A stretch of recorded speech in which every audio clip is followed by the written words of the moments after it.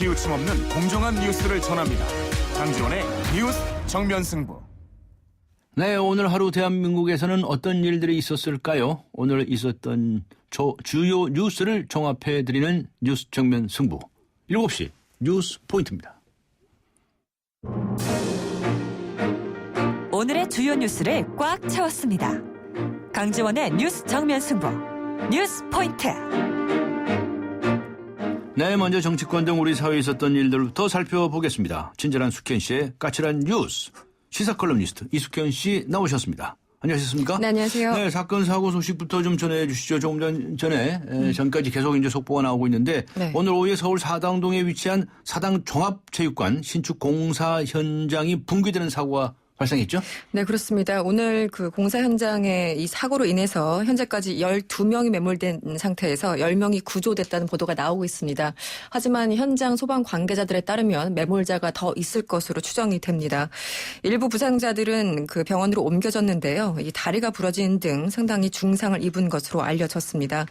이번에 사고가 발생한 사당 종합체육관은 2015년 완공을 앞두고 있었습니다. 네. 그런가 하니 오늘 오전에는 네. 인천시 영종대교에서 차량 100여 대가 그냥 추돌을 하는 이런 사고가 네. 발생하지 않았습니까? 그렇습니다. 역대 최악의 추돌 사고로 기록될 것 같습니다. 네. 이 영종대교 백중 추돌 사고는 가시거리가 5m도 채 안 되는 짙은 안개가 원인이었다고 합니다. 이렇게 앞이 보이지 않는데도 일부 차량들이 시속 90에서 100km로 달려왔었고요. 네. 처음에 3대의 차량으로부터 사고가 시작된 것으로 보입니다. 먼저 택시 2대가 서로 부딪혔고 이어서 공항 리무진 버스가 이들 택시를 들이받으면서 추돌 사고가 시작됐습니다.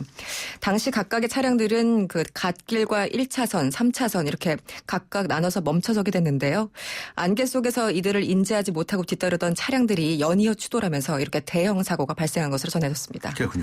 정치권 소식으로 가보겠습니다. 네. 역시 이완구 국무총리 후보자에 대한 인사청문회에 관한 뉴스지요. 네. 오늘은 부동산 매입 자금 출처라든가 뭐 이런 문제에 관해서 추궁이 있었다면서요. 그렇습니다. 새정치민주연합의 홍종학 의원이 여러 가지 그 의혹을 제기했습니다. 이완구 후보자가 지난 2002년 한나라당의 그 차떼기 대선 자금 사건 당시에 입당을 대가로 돈을 받아서 지금 문제가 되고 있는 타워팰리스를 매입한 것이 아니냐 이런 의혹을 제기했습니다. 홍 의원은 당시 입당 의원 중 한 명이었던 원유철 의원이 1억 8천만 원을 수령했다고 인정했다고 말했고요. 원유철 의원과 같이 이완구 후보자를 달리 취급할 이유가 없었기 때문에 최소한 1억 5천만 원에서 1억 8천만 원을 지원받았을 것이고 이 시점이 바로 타워팰리스를 사기 직전이라고 주장했습니다. 여기에 대해서 이완구 후보자 당연히 반박에 나섰는데요. 당시 중앙당의 대선 자금으로 5천만 원씩 전 국회의원이 다 받았고 대선 선거 운동을 위해서 받은 것이라면서 더욱이 그 사건은 1, 2심에서 모두 무죄 판결을 받았다고 해명했습니다. 네, 모두 무죄 판결이 나섰다. 네. 그동안에 공개를 꺼렸던 차남의 재산도 오늘 공개했죠. 그렇습니다. 국내 유명 로펌에 근무하는 차남 재산은요. 이 분당 토지 20억 원, 예금 1,300만 원, 대출 5,500만 원이라고 공개했습니다. 차남은 공시지가를 기준으로 20억 원에 달하는 분당 토지를 이 후보자 장인으로부터 증여받았고요. 문제의 토지는 사전 개발 정보를 이용한 투기가 아니었냐 이런 의혹이 일기도 했었습니다. 물론 이 후보자 오늘도 역시 투기 의혹을 적극 부인한 상태입니다. 네, 정책 분야 질문이 사실은 많이 나와야 되는데 오늘 네. 약간의 정책 분야 질문이 있었죠. 그렇습니다. 자동차세, 주민세 인상을 검토해야 한다는 입장을 밝혔다면서요. 그렇습니다. 지금 정부가 이거를 좀 멈춘 상태긴 하는데요. 일단 기본적인 입장을 밝힌 것 같습니다. 이완구 후보자는 자동차세와 주민세는 지방세로서 지난 20년 동안 한 번도 인상하지 못했다고 지적을 했고요. 지방재정의 필요성 때문에 인상을 검토해야 될 것 같다 이렇게 답했습니다. 또 공직자 골프에 대해서 어떻게 생각하냐 이런 질문에 공무원이 스스로 칠 여력이 있고 만약에 자비로 친다면 그 문제에 대해서는 정부가 혹은 국가가 관여하는 것은 바람직하지 않다고 말했습니다. 또 FTA 체결에 따른 농어민 지원 대책과 관련해서도요. 농업 보조금도 상향 조정해야 된다고 말했습니다. 네. 네, 당초 예정대로 한다면 내일 국회 청문특위 경과 보고서를 채택하게끔 돼 있지 않습니까? 네네. 자, 근데 야당의 지금 입장이 좀 불투명한 것 같아요. 어떻게 네, 굉장히 강경해지고 있는 그런 분위기입니다. 네. 이 당초에 사실 이완구 후보자에 대해서 크게 반대하지 않았던 게 바로 새정치민주연합의 기류였습니다. 예. 하지만 지금 이 기류가 청문회를 거치면서 많이 바뀌고 있는데요.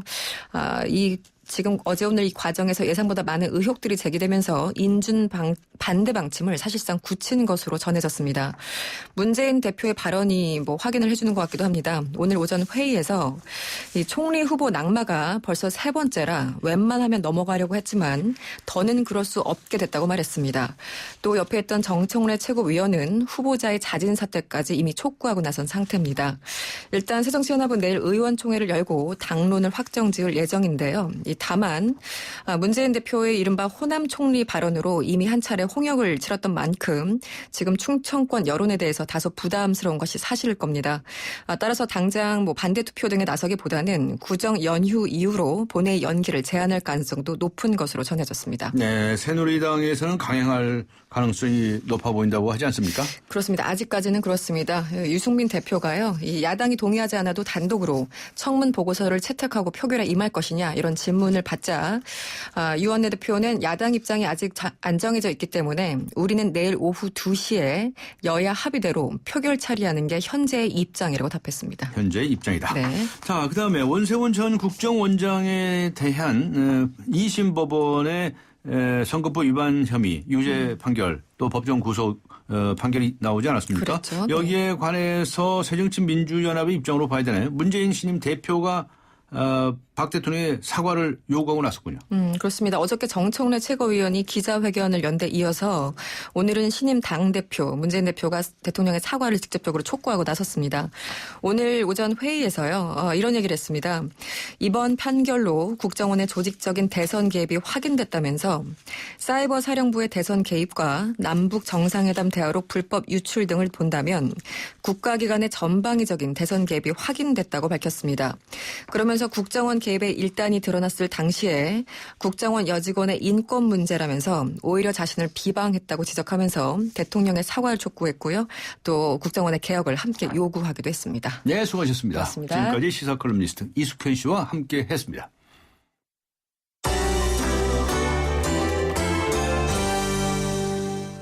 네, 이번에는 경제 소식입니다. 경제 포인트. 한국일보의 고은경 기자 연결합니다. 안녕하세요. 네, 안녕하세요. 네, 전국 아파트의 매매 가격 대비 전세 가격, 매매 가격 대비 전세 가격의 비율이 사상 최고치를 기록했다고 하는 통계가 나왔네요. 네, 한국개발연구원이 오늘 발표한 2014년 4분기 부동산 시장 동향 분석에 따르면요. 작년 4분기 전국 실질 주택 전세 가격은 1년 전보다 3% 상승하면서 전국 아파트의 매매 가격 대비 전세 가격 비율이 70%로 사상 최고치를 경신했습니다. 기본적으로 부동산 시장에서 매매 가격 상승에 대한 기대가 낮아지고 있다는 뜻인데요. 네. 지역별로는 수도권의 전세 가격이 1년 전보다 3.7% 올라서 비수도권보다 상승세가 컸습니다. 네. 네, 이 개발연구원은 올해 1분기 전세 가격도 상승세를 유지할 것으로 전망하고 있습니다. 수도권의 올해 1분기 아파트 입주 예정 물량이 2002 분기 평균 37,600여 가구를 크게 밑도는 19,500여 가구에 그칠 것으로 예상되기 때문입니다. 부동산 관련 또 다른 소식이 있습니다. 네. 이 역시 전세난과 관련된 소식인데요. 올해 서울 강남권의 재건축 이주 수요가 13,000가구로 예상이 돼서 전세난에 대비한 주택 공급이 필요하다는 주장이 나왔습니다. 한국감정원의 개발실장이 오늘 세미나를 통해서 올해 강남, 서초, 송파, 강동 등 강남 4구의 이주 수요가 13,000가구고 이 지역의 올해 멸실 주택량은 12,000가구인데 입주 물량이 11,000가구보다 1,000가구가 더 많기 때문에 전세값 상승이 불가피하다는 거고요. 강남권 내 재건축 단지 사는 임차인들은 대부분 저소득층인데 이들을 위해서 수도권 인근의 서민용 임대주택이 필요하고 또 인근 지역의 연립 다세대 주택의 공실이나 시세 등의 정보를 우선 제공하는 게 필요하다고 지적하고 있습니다. 네. 보험료를 30% 내지 50% 수준으로 낮춘 실손 의료보험, 실손 의료보험이라고 하는군요. 네. 이런 의료보험이 내년에 출시된다는 소식도 있네요. 네, 금융위원회가 오늘 그 보험료가 기존의 30에서 50% 수준인 실손 의료 보험을 내년 1월에 출시한다고 밝혔습니다. 네. 이 상품은 MRI나 로봇 시술 같은 고가의 의료 시술은 보장하지 않지만 그 통상적인 입원이나 통원 자기 부담 비용을 보장하는 그 보험료가 싼 상품인데요. 예. 금융당국은 상대적으로 젊거나 건강해서 고가의 의료 시술은 필요하지 않지만 보험료 인상에 민감한 가입자들을 대상으로 이런 상품을 내놨다고 했습니다. 네. 당국은 또 그 국민건강보험 심사평가원 등을 통해서 고가 의료비 내역의 적정성을 확인하는 보험금 지급 관리 체계도 마련하기로 했고요. 기존의 실손 의료보험 상품은 오는 4월을 기점으로 자기 부담금을 10%에서 20% 이상으로 올리기로 했습니다. 그 동일한 보장 내역을 가진 그 실손 의료 보험을 기준으로 보면 47세 남성의 보험료 수준은 자기 부담금이 10%일 때는 12,000원이지만 그 20%로 오르게 되면은 11,000원으로 낮아지게 됩니다. 대신 입원비가 600만 원일 경우에 그 수령하는 보험금이 540만 원에서 480만 원으로 줄어들게 되기 때문에 네. 쉽게 말해서 보험료가 싸지는 대신에 보험금도 줄어든다 이렇게 보시면 되고요. 네. 다만 이 실손 의료보험 가입자의 연간 자기 부담금 상환 총액은 그 현행 수준인 200만 원을 유지하기로 했습니다. 그렇군요. 자, 요즘 반려동물 키우시는 분들 많으시죠? 그런데 네. 최근 농림부가 반려견의 몸속에 칩을 삽입하는 것을 의무화하려고 하지 않았었습니까? 예. 자, 그런데 시민들의 반대에 부딪혀서 재검토에 들어갔다는 소식이 있네요. 예, 정부는 그 동물복지 5개년 종합계획의 일환으로서 그 유기동물 감수를 위해서 그 반려견에 내장형 칩을 심도록 의무화했습니다. 근데 이 칩의 안전성에 대해서 우려하는 목소리가 커졌고 네. 정부는 이를 재검토하기로 하면서 이제 한 발 물러섰는데요. 그동안에는 그 칩을 내장하거나 외장형 칩을 달거나 그 목걸이 이름표를 달아주는 것 중에 선택을 할 수 있었습니다. 근데 이 유기동물 수가 계속 줄어들지 않자 아예 그냥 칩을 내장하는 거로 일원화하자고 한 건데요. 예. 예, 근데 시민들은 이제 아무래도 가족 같은 강아지에게 그 칩을 넣는 게 우려스럽다는 이제 지적이 많이 나왔습니다. 하지만 그 결국에는 정부뿐만이 아니라 동물 단체들도 결국에는 그 내장형 칩으로 가는 방향으로 그 보고 있는데요. 왜냐하면 그 해외 연구에서 그 내장형 칩으로 등록한 동물들이 유실됐을 때 가족에게 반환되는 확률이 압도적으로 높기 때문입니다. 네. 그 목걸이나 외장형 칩을 했을 경우에는 유기견들이 돌아다니다가 분실할 수도 있고 훼손될 수도 있는데 네. 내장형 칩은 그럴 염려가 없고요. 네. 또 이제 그 부작용에 대한 우려가 많은데 이제 뭐 미국과 호주의 일부 지역 또 대부분의 유럽 국가는 지금 내장형 칩 등록을 의무화하고 있습니다. 네. 이 확률이 낮은 것으로 보고 있는 거고요. 물론 이제 그 선진국에서 다 한다고 해서 우리가 다 해야 되는 건 아니지만 어쨌든 그 잃어버렸을 때 찾기를 원한다고 하면 내장형 칩이 제일 낫다는 거에 대해서는 대부분이 동의하고 있습니다.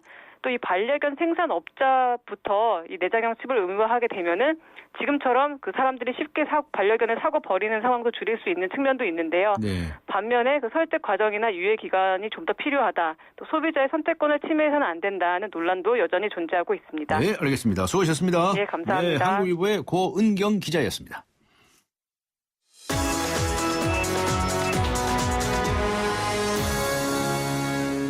네, 이번에는 나라박 소식입니다. 오늘 하루 동안 세계에서는 어떤 일들이 있었을까요? 월드포인트, YTN 국제부의 지순한 기자 연결합니다. 안녕하세요. 네, 안녕하십니까. 네, 그동안에 이 콜레스테롤이라고 하는 것이 위험하다고 해서 많이들 신경 쓰지 않았습니까? 네, 그렇습니다. 그런데 미국 정부가 콜레스테롤의 위험 경고 조치를 철회할 방침이라는 소식이 있네요. 네, 그렇습니다. 건강검진 결과를 받았을 때 조마조마하신 분들 많으실 텐데요. 그렇죠. 특히 가장 신경 써서 들여다보는 항목 가운데 하나가 바로 혈중 콜레스테롤 농도 수치죠. 네. 나쁜 콜레스테롤로 불리는 저밀도 콜레스테롤, 그러니까 LDL 콜레스테롤이라고 하는데 수치가 높을 경우 특히 위험한데 콜레스테롤이 혈관벽에 쌓이면서 심장질환 등 각종 성인병의 발병 위험성이 높아지기 때문입니다. 네. 그런데 미국에서 콜레스테롤 섭취 위험 경고 조치를 철회할 방침이어서 콜레스테롤이 그간의 억울한 누명을 일단 벗을 것으로 보입니다.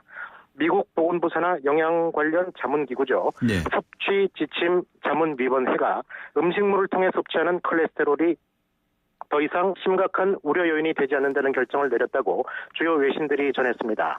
이번 결정은 의학계의 최신 연구 결과를 반영한 건데요. 네. 건강한 성인이 하루 일정량의 콜레스테롤을 섭취하는 것은 신체 위험 요인으로 작용하지 않는다는 내용입니다. 네. 이에 따라서 미국 연방정부는 위원회의 결정을 반영한 새로운 미국인 영양 지침서를 올해 하반기 중에 내놓을 예정입니다. 미국 정부는 지난 2010년 발표된 지침서에서 콜레스테롤 섭취량을 계란 한 개에 들어있는 함량보다 적은 하루 300mg 이하로 규정했습니다. 네. 미국이 콜레스테롤 섭취 경고 지침을 철회하는 것은 40여 년 만에 처음인데요. 네. 하지만 혈중 콜레스테롤 수치 경고는 철회를 하지 않아서 이율배반적이라는 비판이 나오고 있는데요. 예. 섭취하는 콜레스테롤에 대해서는 경고도 하지 않으면서 혈중 콜레스테롤 농도에 대해서는 경고를 하고 있기 때문입니다. 네. 게다가 저밀도 콜레스테롤의 위험성을 지적하는 의견이 의학계에서 지배적인 상황이어서 일부 의견만을 반영한 이번 결정은 무리하고 성급하다는 지적도 나오고 있습니다. 네. 그러니까 혈중 콜레스테롤 농도에 대한 경고는 유효한 거로군요. 그 유지한다는 얘기는. 그 경고는 유효하면서 네. 섭취에 대한 경고를 철회하겠다는 그러게요. 겁니다. 네. 알겠습니다. 애플이 세계에서 처음으로 시가총액 7천억 달러. 와, 7천억 달러면 이게 한 우리 돈으로 하면 700조 원이 넘죠? 800조 원 가까이 갖고 되죠. 예. 네. 7천억 달러를 돌파했다는 소식 전해 주시죠. 그렇습니다. 기업의 현재 가치 등을 평가할 수 있는 지표가 바로 시가총액인데요. 애플의 시가총액이 세계 증권시장에서 처음으로 7천억 달러를 넘어섰습니다. 현지 시간 10일 나스닥 시장에서 애플의 주가가 전 거래일보다 1.92% 급등한 122달러 2센트의 거래를 마감해서 사상 최고치를 경신했습니다. 이에 따라서 애플의 시가총액은 7,107억여 달러, 우리 돈으로 하면 781조 8천여 원을 기록했습니다. 애플의 주가 상승은 미국의 저가 항공사 제트블루가 애플의 모바일 결제 시스템이죠. 애플페이를 비행 중 기내에서 손님들이 쓸 수 있도록 했다는 소식 등에 따른 것으로 분석됩니다. 애플은 지난 2011년 8월 처음으로 시가총액에서 엑손모빌을 제쳤고요. 2013년 8월 이후부터 계속해서 1위 자리를 내놓지 않고 있습니다.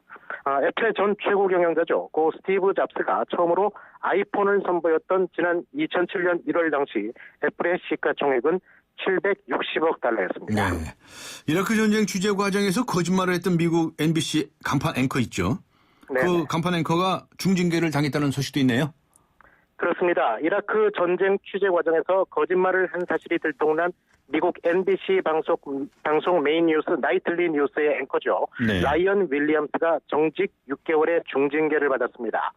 NBC 방송 측은 10년 동안 저녁 메인 뉴스를 진행해온 간판 앵커 윌리엄스가 시청자들의 신뢰를 무너뜨렸다면서 윌리엄스의 거짓말은 용서할 수 없는 행위라고 깊은 유감을 표했습니다.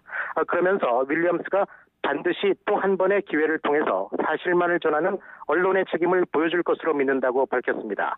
윌리엄스는 지난 2003년 이라크전 취재 당시 자신이 탄 헬기가 이라크군에 피격된 뒤 미군에 구출됐다고 말해왔습니다. 이 사건으로 윌리엄스는 2011년 시사주간지 타임이 선정한 세계 100대 영향력 있는 인물에 선정되기도 했습니다. 하지만 피격된 헬기가 윌리엄스가 탔던 헬기가 아닌 다른 헬기였다는 사실이 드러나면서 거짓말이 들통나 지난 7일 나이트리 뉴스 메인 앵커에서 하차했습니다. 네. 고맙습니다. 수고하셨습니다. 네. 지금까지 YTN 국제부의 지순한 기자였습니다.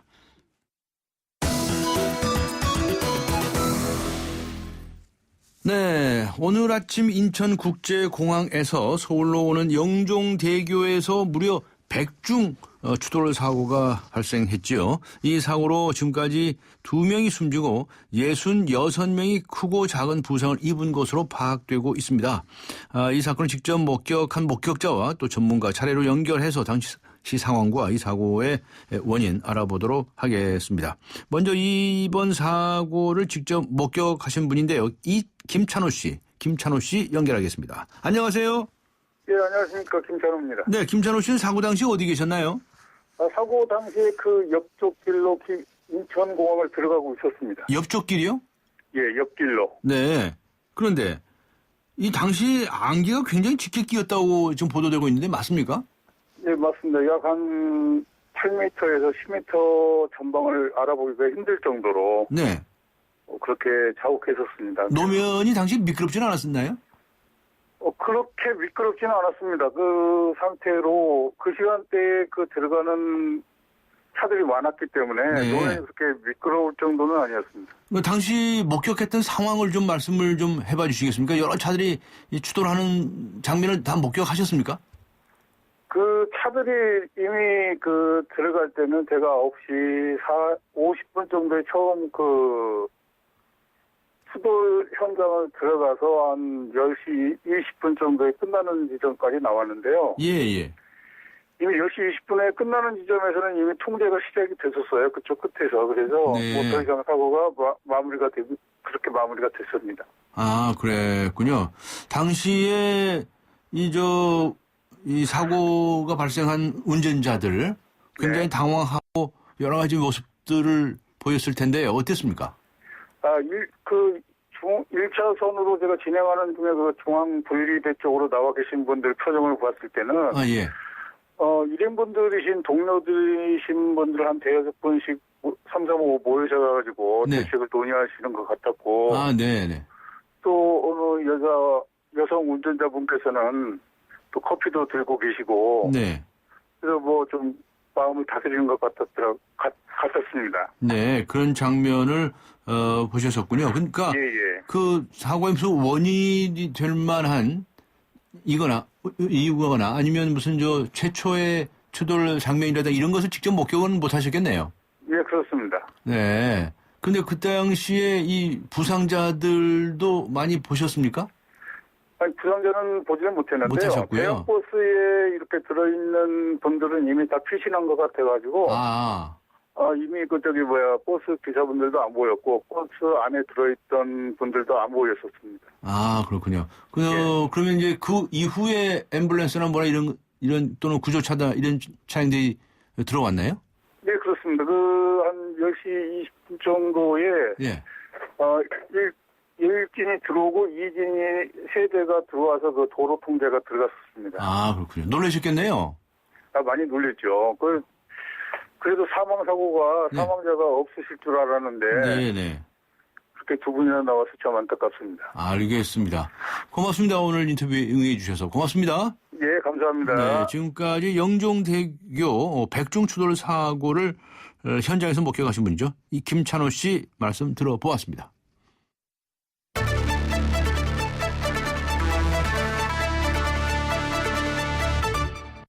네, 오늘 정면 인터뷰 전문가 연결해서 자세한 내용 알아보겠습니다. 교통안전공단의 최병호 박사 연결합니다. 안녕하세요. 안녕하세요. 네, 조금 전에 목격자 이야기를 들어보았는데 이 오늘 영종대교 추돌 사고는 역시 안개가 가장 큰 원인이 아니었을까 이렇게 짐작이 되고 있는데 맞습니까? 예, 전형적인 안개 사고이고요. 예. 예, 지금 안개와 또 더불어서 블랙 아이스하고 좀 결합된 형태인 걸로 좀 추정되고 있습니다. 블랙 아이스요? 네, 예. 지금 얼음이 결빙되면서 예. 발생하는 좀 미끄러운 이제 도로가 되죠. 예. 그래서 잘 보이지 않는 상황에서 또 도로도 미끄럽고 그런 이제 이중적인 상황이 연출되면서 사고가 좀 더 복잡해진 것 같습니다. 네. 그러면 이게 안개 같은 것이 짙게 끼었을 때는 운전할 때 뭔가 좀 달라져야 됩니까? 주행 속도라든가 차간 거리라든가 이렇게? 네, 뭐 국제적으로는 안개 상황에서 뭐 속도나 거리에 대해서 합의된 물리적 법칙은 존재하지 않습니다만 네. 경험적으로 뭐 여러 실증 연구를 토대로 전문가 간에 뭐 합의된 내용이 있다면 네. 안개 상황에서 가시거리가 예컨대 20m이면 예. 뭐 운행 속도도 시속 한 20km 정도로 맞추는 것이 좀 사고 예방에 네. 도움이 될 수 있다라는 입장은 있습니다. 네. 그리고 가시거리만큼 이제 차간 거리도 비슷하게 설정을 하는 것이 안개 사고 예방에 도움이 된다는 그런 학술적인 또 이론도 존재합니다. 네. 그 목격자라고 사고 당한 이들의 말씀에 의하면 네. 사실 뭐 속도도 굉장히 저속으로 진행이 되고 있었답니다. 그리고 앞이 뭐 거의 잘 안 보였다고 그러고요. 네. 그런데 그냥 한쪽에서 부딪히니까 또 연달아서 부딪혀지고 그랬다는 것이거든요. 네. 이거 뭐 불가피한 상황입니까? 운전자들이 혹은 관찰하신 분들이 저속으로 네. 운전했다고 하지만 실제는 상당히 높은 속도로 운행을 한 가능성이 매우 높고요. 네. 그런 부분들이 이제 실험적으로도 좀 입증이 돼 있습니다만 네. 2012년에 교통안전공단에서 실험 연구를 한 바가 있습니다. 네. 당시에 안개 조건에서 통상 우리가 도로교통법상에서는 안개 상황에서는 제한 속도 대비 50% 속도로 주의독돼 있죠. 네. 근데 실험에서는 운전자의 대다수가 예. 한 80% 정도만 줄였습니다. 아하.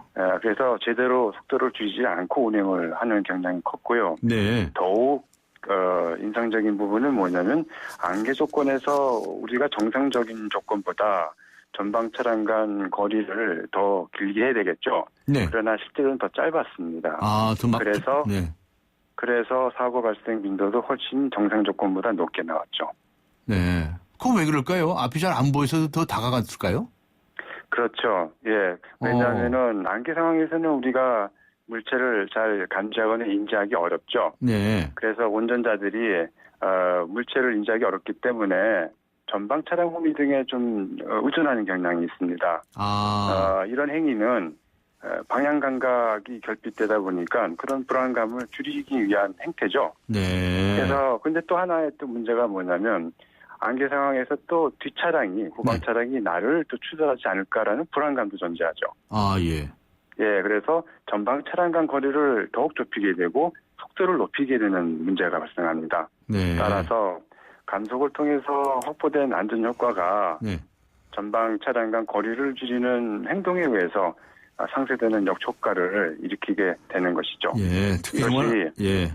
안개 상황에서의 운전자의 부주의에 의한 교통사고에 대한 논리라고 볼 수 있겠습니다. 네, 정말 안개가 짙게 끼었을 때는 운전에 조심을 해야 되겠네요. 그런데 특히 이 다리 위에서는 말이죠, 이 해상의 그 안개에 더 큰 영향을 받습니까? 안개 발생이 교통사고와 직결된 경우는 통상적으로 알려져 있는 경우는 터널 진출입도로하고 교량입니다. 네. 그래서 일반 구간에서는 잘 발생이 안 되죠. 예. 근데 선진국의 경우에 왔을 때는 터널 진출입로 안개 밀도를 실시간 감지해서 진출입로나 터널 내 운행 속도를 통제하고 있습니다만 교량은 터널 진출입로와 달리 아까 말씀드린 대로 블랙 아이스가 추가 변수죠. 네. 그래서 이번 신공항 고속도로의 영종대교에서 발생한 교통사고는 안개하고 블랙 아이스의 합작품이라고 볼 수 있겠습니다. 네. 블랙 아이스 말씀을 하시니까 더 여쭤보지 않을 수가 없는데요. 그 노면에 그 염화칼슘을 뿌렸다는 거거든요. 눈이 와서 녹이느라고. 네. 근데 그 염화칼슘까지 얼어 있었다 하는 그런 말도 나오고 있는데요. 예, 적절한 시점에 염화칼슘을 뿌려야 되는데 그게 제때 이루어지지 않으면은 이제 염화칼슘이 얼면서 또 이제 여러 먼지와 이제 겹치면서 블랙 아이스가 형성이 되겠죠. 염화칼슘을 뿌리는 거는 위험한 게 아니고 필요한 조치입니다. 예. 단지 이제 블랙 아이스 형성을 우리가 예측하기 어렵고 그거 어떻게 막습니까? 동시에 도로 갈증이 대차게 곤란하죠. 그래서 이제 여러 가지 이제 기술적인 검토, 안전 기술을 검토하는 것 중에 하나가 도로 갈증이 블랙 아이스가 자주 형성되는 구간을 우선 파악을 해야 되겠죠. 예. 예. 그래서 그 구간에 한해서 예를 들어서 도로를 좀 따뜻하게 하는 융설 장치라는 게 있습니다. 네. 그거나 혹은 자동적으로 그 어떤 결빙 상태를 파악을 해서 자동적으로 염수를 살포할 수 있는 장치 이런 것들을 조금 고려해 볼 수 있겠죠. 돈이 좀 들어갈 수 있습니다만 많은 구간이 아니라 아주 위험한 구간들 또 그런 것들이 예측하기 어려운 구간이 있을 때는 검토해 볼 수 있겠죠. 네. 한 가지만 더요. 이렇게 다중 추돌 사고 발생했을 때 사고가 이미 났을 때 그때는 민첩하게 행동하는 것이 부상이나 피해 규모를 줄일 수 있을 텐데요. 팁으로 한 가지만 간단히 말씀해 주십시오. 예, 일단 차를 본선에 세우지 마시고 길 가장자리로 즉시 이동하셔야 되고요. 운전자는 도로 밖으로 또는 최대한 멀리 피신해야 합니다. 피신해라. 하나의 원칙은 위기 시에는 차를 무조건 버린다는 생각을 하시면 좋겠습니다. 위기 시에는 차량을 버려라. 알겠습니다. 고맙습니다. 네, 고맙습니다. 지금까지 교통안전공단의 최병호 박사였습니다. 지금 시각은 7시 28분을 가리키고 있는데요. 네, 이제 막 29분 됐습니다. 이 시각 교통 상황 알아보고 가겠습니다. 김미란 캐스터입니다. 네, 뉴스 정면 승부 교통정보입니다. 먼저 서부간선도로 성산 방면 고척교 사거리에서 서부간선도로 진입림포 아위차로에서는 화물차와 승용차 간의 3중 추돌 사고가 났습니다. 여파로 뒤로 많이 정체가 되고 있으니까 안전하게 운행하시기 바랍니다. 한강을 따라 강변북로 일산 방면 잠실대교에서 난지 나들목까지도 긴 구간 아직은 속도가 내려가 있습니다. 반대 구리 방면 한강대교에서 동작대 구간 3차로에서도 추돌 사고 여파 때문에 속도가 많이 내려가 있는데요. 이전 난지 나들목부터 동호대교까지 시속 10km 안팎입니다. 올림픽대로 공항 방면 여의 상근 나들목 부근에 일어난 추돌 사고 때문에도 이 부근이 많이 밀리고 있는데요. 이전 잠실대교부터 속도가 내려가 있고 다시 성산대교에서 가양대교 사이로도 서행입니다. 뉴스 정면 승부 교통정보였습니다. 여보세요? 정우 오빠 씻었어요? 네, 씻었어요. 그럼 토너, 에센스, 아이크림, 로션 단계별로 알지? 아... 왜? 귀찮냐? 아니야. 남자 어려워하지 말고 우르보스. 무심한 듯 발라도 하루 종일 촉촉. 우르보스 올인원 모이스처라이저. 남자를 아니까 우르보스. 네, 오늘의 뉴스 생각하기 주제 말씀드렸죠? 이완구 후보자 국무총리로서 적합하다고 생각하십니까? 라고 하는 것인데요. 8085번님 도대체 사전 검증을 하기는 하는 건가요? 이전에 낙마한 두 분보다 나은 게 없는 것 같은데요? 라고 적어주셨고요. 5456번님께서는 거짓말하며 국민 앞에서 변명만 하는 국무총리 임명은 불가합니다. 라고 적어주셨고요. 6568번님께서는 털어서 먼지 안 나오는 사람 없습니다. 국회의원도 다를 게 없을 것 같은데 부족한 점을 만회하는 기회를 주는 것이 어떨까요? 라는 의견을 주셨습니다. 잠시 후 뵙겠습니다. 서양 고전음악을 완성시킨 천재 작곡가 악성 베토벤. 그의 음악적 잠재력을 일깨워준 사람은 스승인 크리스티안 네페 선생님이었습니다. 네페 선생님은 지루한 이론과 반복적인 연습을 강요하지 않았습니다. 이탈리아와 프랑스, 독일의 유명한 오페라를 감상할 기회를 마련했고 어린 베토벤이 음악에 대해 더 깊이 느끼고 생각할 수 있도록 이끌었습니다. 가르치는 것이 아니라 깨우치는 교육, 아이들의 잠재력을 활짝 꽃피우는 우리 교육의 희망입니다. 이 캠페인은 I am the key, 눈높이 대교와 함께합니다. 강지원의 뉴스 정면 승부. 네, 0886번님. 이번에는 그래도 기대를 가졌는데 총리 후보자가 거짓말을 많이 하네요. 양파 자판기 같네요. 네, 1144번님. 인사는 만사입니다. 성난 민심을 조금이나마 달래기 위해서는 후보자 본인의 용단이 필요하다고 생각합니다. 1890번님. 흠은 많지만 인준해야 합니다. 당청 관계를 개선시킬 수 있는 총리 후보라고 생각합니다. 네, 아주 다양한 의견들을 보내주시고 계십니다. 이완구 후보자 국무총리로서 적합하다고 생각하십니까? 오늘의 뉴스 생각하기 주제입니다. 짧은 문자 50원, 긴 문자 100원의 유료 문자지요. 우물정 0945, 우물정 0945번으로 의견 보내주시기 바랍니다. YTN 라디오 애플리케이션 예스 게시판에 글을 남겨주셔도 됩니다. 추첨을 통해서 정통 시사 주간지 주간 경향 그리고 아시아 지역 전문 월간지죠. 매거진 N 구독권 보내드리겠습니다. 강전의 뉴스 정면 승부 4부 들어갑니다. 우리집 통신 대표번호 101 TV지를 101로 인터넷을 101로 홍보이도 101로 모두 가입해 CCTV 맘카도 101로 함께 101 우리집 통신은 101로 모두 다 해결해요. LG U+. 난 귀찮은 거 싫어해요. TV 볼 때 제목만 말해도 바로 보여주고 내가 좋아할 만한 거 알아서 좀 챙겨줘요. 올레 TV는 할 수 있죠? 당연하죠. 말만 하면 찾아주고 보고 싶은 영화 알아서 추천해주는 올레 TV. 좋은 선택을 하라. Good choice. 올레.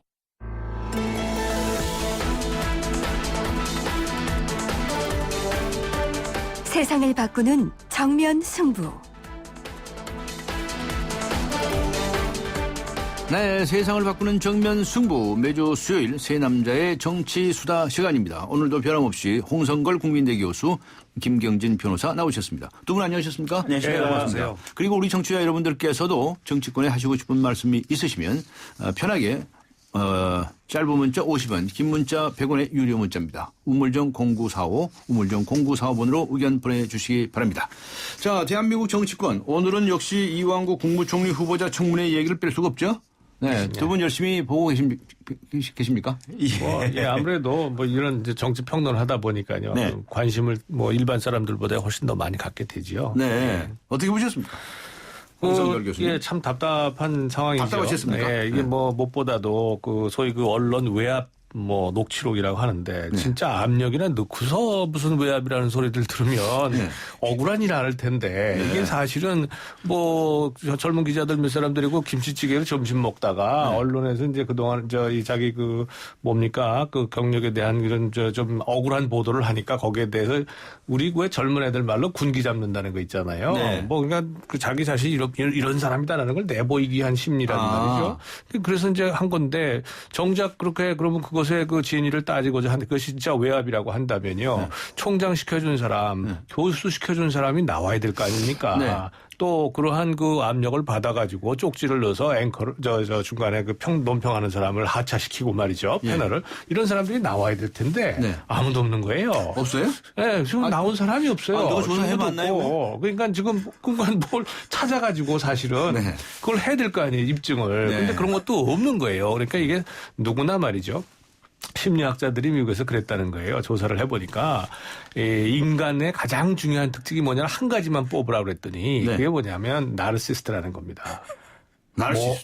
뭐든지 자기를 내세우고 내가 이만큼 자기도취 이런 거가 가장 중요한 그 특성이라는 거예요, 인간에는. 그래서 제가 보기에는 이게 사실은 이제 밥 먹다가 사적인 농담으로 나온 농담 겸 뭐 이렇게 해가지고 나온 그 해프닝인데 이게 이제 그 마치 이것이 언론관이고 언론에 대한 외압이고 이렇게 그 워딩이 되고 취합이 되니까 지금 어려워진 거죠. 물론 그 어려움을 자초한 것은 뭐 이 후보자 자신입니다. 그러니까 그 책임을 면할 길이 없는데 그럼에도 불구하고 이것이 마치 총리직을 수행할 수 있는 그런 자격이나 능력의 거의 뭐 대부분인 것처럼 지금 이게 과장되고 있단 말이죠. 과장됐다고 보시는군요. 뭐 이 하나 사건만 가지고서 말이에요. 왜냐하면 이완구라고 하는 사람이 살아온 인생이 물론 다른 문제도 있어요. 병역 의혹도 있고 뭐 여러 가지가 있지만 이런 건 뭐 낱낱이 짚어보면 되는 것이고 마치 여기에 너무나 많은 그 초점이 맞춰지면서 그걸로 총리 자격을 판단하는 것처럼 되어버려서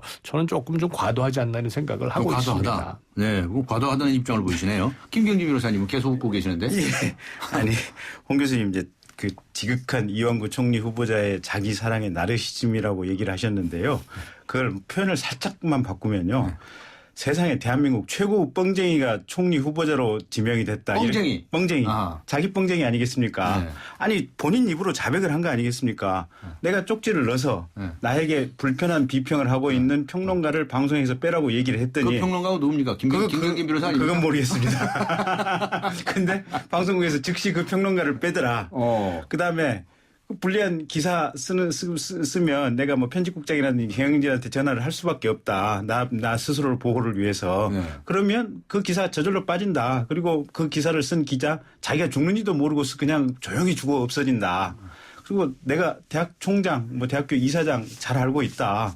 기자들 당신네들 나하고 친하게 되면 나 대학교 총장 시켜준 사람도 있고 대학교 교수 시켜준 기자도 있다. 나하고 좀 친하게 잘 사귀어보자. 그래서 이 나에 대해서 이제 뭐 정확히 요 내용은 안 들어가 있지만 전체적인 맥락 취지는 그런 것 같아요. 나에 대해서 불리한 기사 쓰지 마라. 불리한 기사 써봐야 신문 위에 안 올라가고 두 번째는 나에 대해서 잘 해주면 인간 대 인간으로 잘 해주면 내가 당신네들 원하는 거 뭐든지 해줄 수 있다. 심지어는 김영란법 입법조차도 막아줄 수 있다. 뭐 이런 얘기거든요. 근데 저는 이게 나르시즘이건 뻥쟁이건 간에 근데 저는 이 점을 제일 주목해서 이제 우려해서 보는 게 뭐냐면요.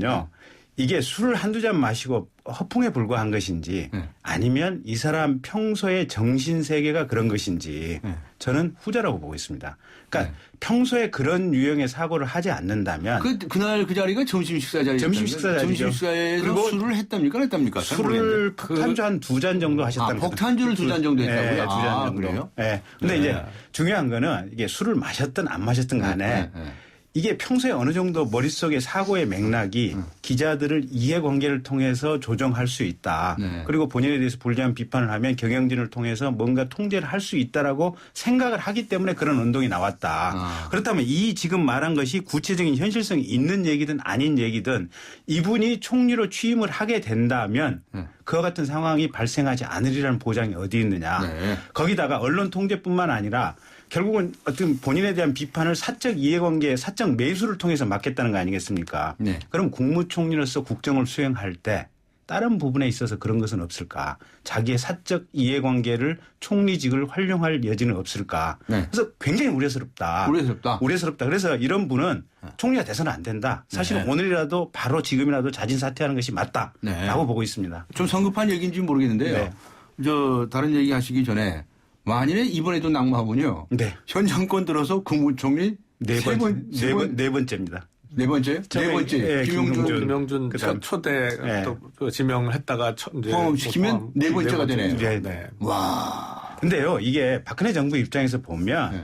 그러니까 지금 낙마를 하게 된다면 박근혜 정부의 어떤 정책 추진 탄력이 떨어지고 여러 가지 어떤 정부의 힘이 많이 이렇게 떨어지면서 빨리 레임되기 올 것이다라고 생각을 하실 수 있어서 밀어붙이겠다라고 이렇게 방향을 오늘 저녁에 잡을 수도 있을 터인데. 네. 거꾸로 생각을 해보면 제가 방송사라든지 신문 언론사 지금 기자들하고 얘기를 해보면 네. 방송사 중급 간부 중간 간부 이하 편기자들은 굉장히 이번 이 녹취록 때문에 분개해 있는 상태입니다. 네. 결국 만약에 통과시키게 된다면 언론인들 자신들을 공격 대상으로 삼았으니까 그냥 제일 열받은 게 언론인들 아니에요? 정확히는 공격 대상이 아니고 네. 언론인 전체를 모욕해버린 겁니다. 모욕했다. 굉장히 싼 값에 네. 그냥 매수할 수 있는 이 집단으로 지금 표현을 해버린 거거든요. 네, 보면 그런 뜻입니다. 예. 그래서 결국은 전체 언론을 박근혜 정부가 적으로 돌리고 향후에 어떻게 보면 집권기를 가야 될 것인데 네. 그게 과연 좋은 전략일까. 네. 결국 이 순간에 이완구 후보자를 통과시켰을 때 생기는 어떤 득실보다 오히려 통과를 안 시켰을 때 생각하는 득실을 생각해 본다면 네. 차라리 빨리 포기하고 새 후보자 찾는 것이 훨씬 더 지금 박근혜 대통령 입장에서도 유리한 정치적 판단이 아닐까 그렇게 생각하고 있습니다. 홍성길 교수님? 그렇게 볼 수도 있겠어요. 네. 지금 이 액면 공개된 녹취록의 내용이라든가 이런 건 보면. 그런데 이것도 또 어떤 연구인데 말이죠. 사람들이 어떤 메시지를 들을 때 뭘 가지고 판단을 하냐라는 거예요. 제스처라든가 표정이라든가 이런 걸 가지고 판단하는 게 55%랍니다. 그다음에 목소리, 톤 이런 거 가지고 판단하는 게 38%고요. 그 메시지의 내용 가지고 판단하는 게 7%밖에 안 된답니다. 그 누가 그렇게 열심히 그런 연구를 했나요? 이런 연구들을 했더라고요. 그래서 네. 자 이게 무슨 말씀을 드리는가 하면 그날 4명의 기자가 있었다는 거 아니에요. 네. 근데 그중에 물론 녹음을 했는데 나머지 사람들은 거기 동석해 있는 사람들은 전부 농담 반으로 들었지 그냥 네. 그걸로 들었지 누구도 심각하게 생각하지 않았다는 거예요. 만약에 그 기자들이 지금 김 변호사 말처럼 이거 언론계 전체를 모욕한 거다라고 생각을 했다면 그 메시지를 그렇게 이해했다면 거기에 4년에서 8년 차 기자들이라는데 가만히 있다는 게 이상하지 않아요? 가만히 있었다는 게 정말 심각하게 느꼈다면 그렇죠. 벌떼같이 일어났을 거다. 그렇죠. 이 문제는 이거는 그야말로 점심 먹으면서 그냥 사담으로 그냥 편안하게 한 거예요. 물론 잘못된 거죠. 물론 이 총리 후보자가 사실 좀 이 언론에서 보도되는 내용이 자기한테 부정적으로 보도되는 것에 대한 흥분함도 있었고 말씀하신 것처럼 저는 폭탄주 얘기는 오늘 처음 들었는데 폭탄주도 좀 했다고 하니까 이런 것들이 이제 상승작용하면서 나 이런 사람이야. 세칭 아니면 내가 이런 능력도 있으니까 좀 도와달라. 네. 그러니까 도와달라는 얘기를 반대로 했을 수도 있는 겁니다. 네. 그러니까 이런 것들을 그 당시에 그 자리에 같이 동석했던 기자들은 아무도 그렇게 언론을 모욕하거나 기자들을 싼 값에 취급을 했다거나 이렇게 느낀 사람이 없는 거예요.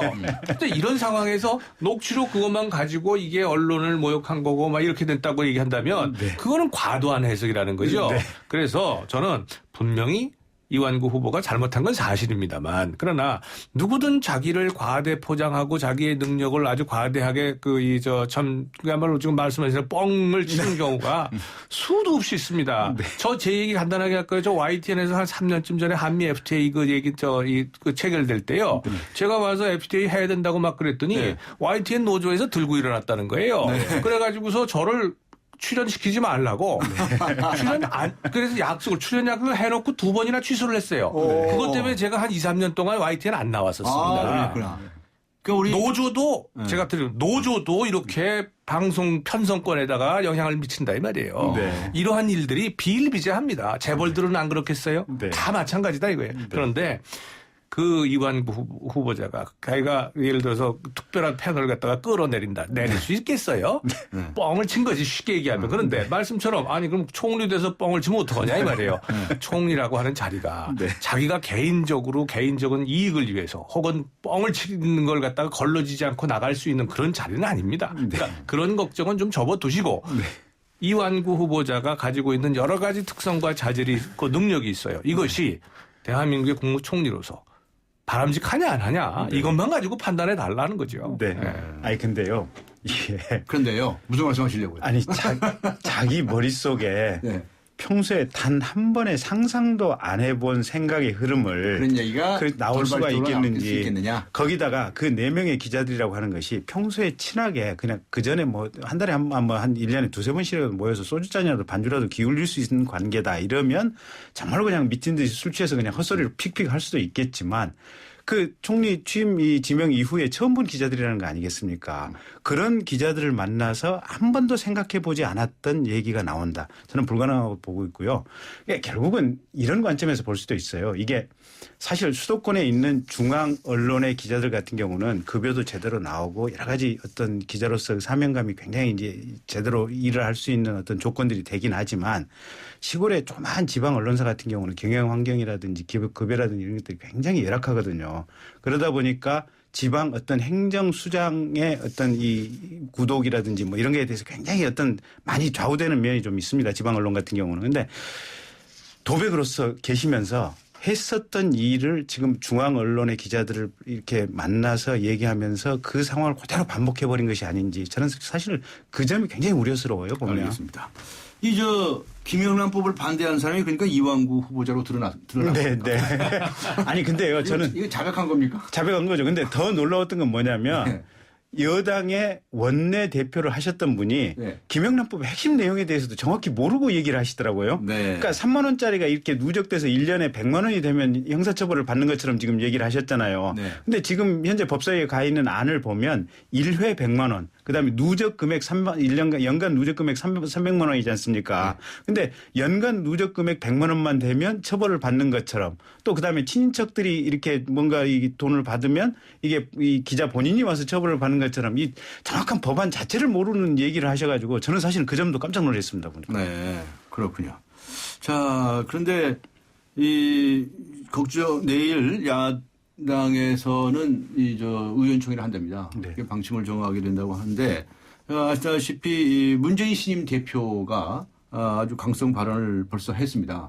그냥 이대로 못 넘어갈 것 같다 말이죠. 하는 얘기를 했는데 게다가 또 문재인 대표는 전면전이라든가 말이죠. 좀 경고한다든가 말이죠. 이렇게 이제 센 발언을 하지 않았습니까? 이완구 청문회가 첫 번째 대상이 되는 거 아닙니까? 그럴 것 같아요. 그렇게 될 것 같아요. 그렇게 보세요? 네. 가능성이 있는데. 홍성걸 교수님. 뭐 전면전이라든가 이런 사실은 얘기는 대표 수락연설에서 나왔던 얘기거든요. 그러니까 이게 어떤 상황을 전제하고 한 것은 아니었는데, 근데 수락연설에 포함되기에는 이게 좀 너무 바람직하지 못한 그런 어휘들이었죠.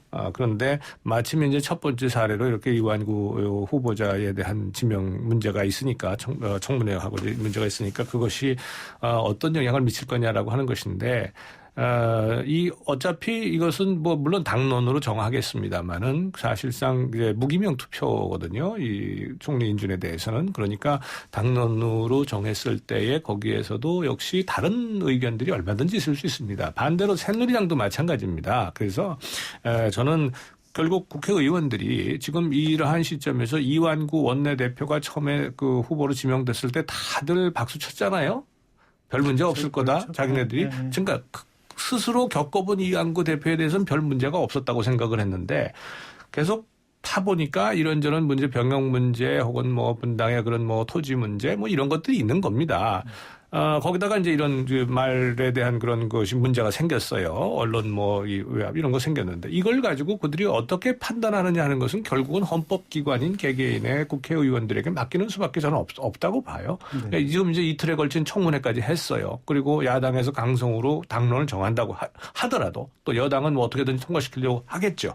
그 노력이 제가 보기에는 결국은 국민들 유권자들에게 어떤 것이 가장 말하자면 정당하다고 우리가 인정받을 수 있을까라고 하는 것이 양쪽 정당의 가장 기본적인 야당에서는 이제 만약 반대하기로 하면 네. 뭐 청문회 채택에 동의하지 않는다든가 또는 무슨 본회의를 보이콧한다든가 뭐 여러 가지 방법이 있겠죠. 네. 그런데 그렇게 됐을 때 이제 이해득실을 양당이 따져보지 않겠습니까? 네. 이런 얘기까지 있습니다. 이방구 후보자가 충청도 출신이기 때문에 네. 문재인 후보하고 좀 악연이 될 수가 있다. 네. 왜냐하면 저번에 호남 총리 해가지고 문재인 대표가 코너에 몰리지 않았어요. 네. 그래서 이제 아주 이제 복잡한 계산을 할 거다라는 얘기가 있습니다. 근데 결국은요. 네. 중요한 것은 국민의 뜻, 여론, 민심의 핵심 포인트인데요. 네. 이 여론을 주도하는 언론의 일선 기자들 같은 경우는 완전히 지금 심정적으로 돌아서 있는 것 같고요. 네. 그다음에 국민들 같은 경우도 대체로 한 60~70% 정도가 이완구 후보자에 대해서 부정적인 인식을 하고 있는 것 같아요. 네. 특히 충청권 지역 내부에서도 이완구 후보자에 대해서 저러면 우리 지역을 부끄럽게 할 수도 있겠다라는 생각을 하고 있어서 아마 야당이 전체적으로 아마 내일 의총 결과를 봐야 되겠지만 야당은 대체적으로 이게 최소한 부결을 시키자라는 쪽으로 의견이 지금 모아지는 것 같고요. 근데 그게 이제 합법적인 방법으로 예를 들어서 뭐 투표를 해서 반대 의사 표시한다든가라고 하면 이제 원내 과반수를 새누리당이 장악하고 있으니까 결국 통과되는 것이죠. 근데 옛날처럼 망치 들고 뛰어들어가지는 않겠죠? 근데 이 새누리당 내부에서도요. 저게 지금 과연 반란표라고 할까? 어쨌든 이완구 후보자에 대한 부표가 안 나온다는 보장이 없다. 네, 새누리당 내부에서도 상당히 지금 개개 의원들을 보면 의사 표시는 안 하고 있지만 부정적인 기류가 좀 상당히 있는 것 같아요.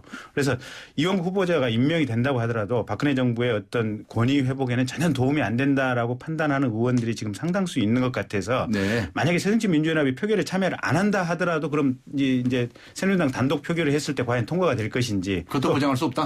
그런 상황인 것 같습니다. 네. 저는 조금 다르게 보고 있어요. 이번에 소위 비박 그런 탈박 이런 얘기 많이 합니다. 박이 많아요. 지금 그 지도부가 구성이 돼 있잖아요. 근데 그 지도부가 지금 이 문제를 어떻게든 지금 매듭을 지으려고 지금 노력을 하고 있고요. 그러니까 친박계가 노력하는 게 아니에요. 친박계는 건 당연한 거고. 이런 상황 속에서 저는 새누리당이 어쨌든 간에 이건 최선을 다할 거다. 예를 들어서 이재호 의원 정도 이런 때는 어떤 다른 의사결정을 할 수도 있을 것 같아요. 그렇지만 전반적인 분위기는 그럴 것이다라고 생각이 들고요. 그 외에는 지금 오히려 이 새정치연합 쪽에 할 수 있는 대안이 그렇게 많지가 않다. 이걸 막을 수 있는 방법이 뭐냐? 투표 안 하는 거? 아니면 가서 반대하는 거? 어떤 쪽을 하더라도 막기가 지금 역부족이 아니냐라고 하는 것이 제가 보기엔 일반적인 생각이다 이렇게 봅니다. 네. 근데 오히려 새정치연합에서요. 만약에 진짜로 이완구 후보자에 대해서 부결을 시키고 싶으면 들어가서 표결하는 게 제일 좋은 방법인 것 같아요. 표결 반란표와 왜냐하면 새누리당이 반란표 새누리당만 단독 표결을 하게 되면 반란표가 쉽게 노출이 될 수 있는데 여기서 같이 들어가서 지금 표결을 하게 되면 이게 무기명 투표지 않습니까? 그러니까 새누리당 내부의 반란표가 지금 숨겨지는 효과가 있어서 오히려 부결 쪽으로 훨씬 갈 가능성이 높지 않습니까? 저는 한 가지 바라는 게 있는데요. 야당에서 부결을 시키고 싶다라고 생각을 한다고 하더라도 망치로 때려부시는 거 이건 하지 말라. 국회 폭력 그것만 좀 안 했으면 좋겠다. 그렇게 될 것 같습니다. 근데 기다려 봐야 되겠죠. 정치자 여러분들께서는 많은 문자를 보내주시고 계시는데요. 8588번님께서는 이번에는 총리 인준되어야 합니다. 충남도지사, 경찰청장, 국회의원도 한 사람을 낙마시키면 앞으로 우리는 공천을 뽑는 게 아니라 떨어뜨리는 것으로 청문회를 하게 하는 게 될 겁니다. 3737번님께서는 총리가 되시면 그 기자나 언론사에 보복하시는 것 아닐까요? 라고 적으셨고요. 6157번님께서는 검증 때마다 느끼지만 여야 떠나서 어찌 깨끗하고 청렴한 사람이 없나 싶습니다. 아주 다양한 의견들을 보내주시고 계십니다. 새정치민주연합의 문재인 대표가 체제가 출범을 했는데 이렇게 되면 분당설이니 찬다는 탈당 선언이 있던 얘기는 다 없어지는 겁니까? 간단히 한 말씀만 해주세요. 글쎄요. 분당하기 쉽지 않을 겁니다. 쉽지 않을 거다. 네, 왜냐하면 소선거구제고요. 네. 어차피 지금까지 탈당해서 나갔던 사람들이 잘된 전례가 없거든요. 네. 그러니까 박지원 의원이 가령 누군가를 끌고 나간다. 예. 그럼 그냥 공멸이기 때문에 결국 아무도 탈당 안 하고 이 상태로 가게 될 겁니다. 그래서 분당 탈당은 전혀 무슨 근거 없는 얘기다 저는 그렇게 선거 전에 괜히 있었던 얘기라고 그러네요. 그렇습니다. 그게 어차피 벼랑 끝 전술의 일환으로 그런 얘기를 흘렸을 따름이고 국민 모임 신당인가 뭐 지금 밖에서 대기하고 있는 그룹도 있다 이렇게 얘기를 하더라고요. 그럼 뭐 정동영 의원 쪽에서 이제 그때 하고 있는데요. 결국은 거기도 고사하는 단계로 가지 않을까 싶습니다. 알겠습니다. 홍성걸 교수님. 저도 같은 생각인데요. 누구 또 들어오면 사표 내겠다는 사람 중에 사표 낸 사람 본 적이 없고요. 누가 되면 나 탈당하겠다고 해서 탈당한 사람 거의 본 적이 없습니다. 탈당해도 그 결과는 그냥 그 혼자 떨어지는 거죠. 예, 그래서 아마도 큰 문제는 없을 것이다. 근데 만약에 박지원 의원이나 호남 세력이 같이 들고 일어난다면 얘기가 좀 달라질 가능성이 있습니다. 그런데 아직은 그런 가능성은 거의 없고요. 그렇게 된다면 결국은 박지원 의원이나 호남이 사실상 자살행위하는 거나 마찬가지란 말이에요. 정치적으로. 그러니까 그런 일은 없을 것이다. 지난 지자체 선거에서 호남의 무소속이 50%인가 60% 당선됐죠. 한 45% 정도 됐습니다. 45%인데요. 예. 전북의 경우가 더 많고요. 전북이 더 많고요. 예, 전북이 그 정도 됐어요. 네. 알겠습니다. 오늘 말씀 여기까지 듣도록 하겠습니다. 고맙습니다. 네, 감사합니다. 감사합니다. 지금까지 새남대 정치수다 홍성걸 국민대학교 교수님 그리고 김경진 변호사님과 함께했습니다. 고맙습니다. 해피 쉐리 뉴 이어. 온 가족이 모이는 설 연휴. 쉐보레와 함께 기분 좋은 귀성길 되시라고 2월 한 달 쉐보레를 구입하는 모든 분께 최대 120만 원의 풍성한 할인 혜택을 새해 선물로 드립니다. 전시장 및 홈페이지 참조, 일부 차종 제외. Chevrolet, find new roads.